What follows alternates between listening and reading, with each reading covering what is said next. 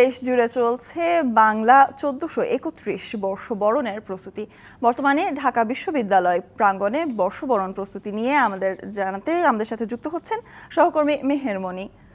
মনি, সকাল থেকে আপনি আমাদের নিরাপত্তা ব্যবস্থার পাশাপাশি চারুকলার বিভিন্ন প্রস্তুতি নিয়েও জানাচ্ছিলেন। বর্তমানে যদি জানাতেন মঙ্গল শোভাযাত্রার আসলে প্রস্তুতি কতটুকু শেষ হলো, তার পাশাপাশি চৈত্র সংক্রান্তি নিয়ে চারুকলায় কোনো অনুষ্ঠান আছে কিনা?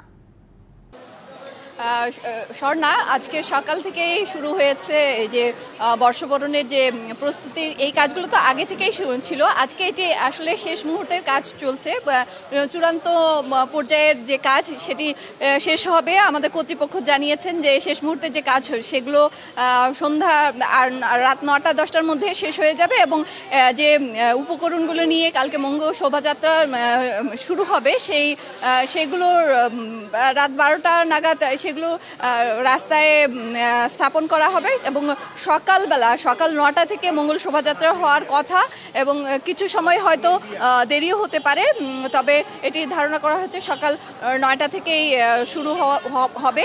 আপনি দেখতে পাচ্ছেন নিশ্চয় অনেকে এসেছেন, যারা দর্শনার্থী তারা এখানে এসেছেন চারুকলায়। আগে থেকে মানুষের যে পরিমাণ আগ্রহ এবং মানুষের যে অপেক্ষা বর্ষবরণকে ঘিরে মানুষ যে ধরনের উদযাপন করবে সেটি আগে থেকেই মানুষ আসলে এখানে এসে দেখে যাচ্ছে। কালকে তারা নানা ধরনের যে উৎসবে অংশ নিবে সেটির কি ধরনের এখানে আয়োজন থাকছে সেটি মানুষ আসলে আজকে দেখতে এসেছে। এবং আপনাকে জানিয়ে রাখছি যে আমরা চারুকলায় এসেছি, এখানে যে আপনি নিশ্চয়ই দেখতে পাচ্ছেন অনেকগুলো এখানে মোটিভ অর্থাৎ শিল্পকর্ম রাখা হয়েছে। এগুলো কালকে মঙ্গল শোভাযাত্রায় স্থান পাবে এবং সেগুলোরই কাজ শেষ হচ্ছে, শেষ পর্যায়ে রয়েছে।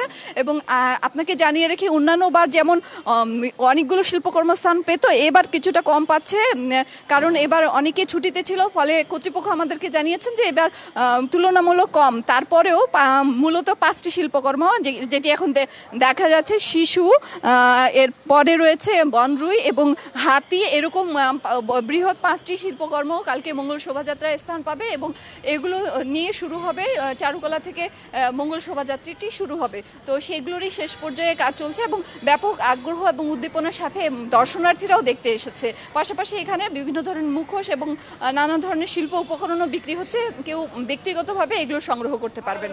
তো এই ছিল এখান থেকে স্বর্ণা। ঢাকা বিশ্ববিদ্যালয়ের চারুকলা থেকে আমাদেরকে সহকর্মী মেহের মনি জানাচ্ছিলেন শেষ মুহূর্তের পহেলা বৈশাখ এবং মঙ্গল শোভাযাত্রার প্রস্তুতি নিয়ে।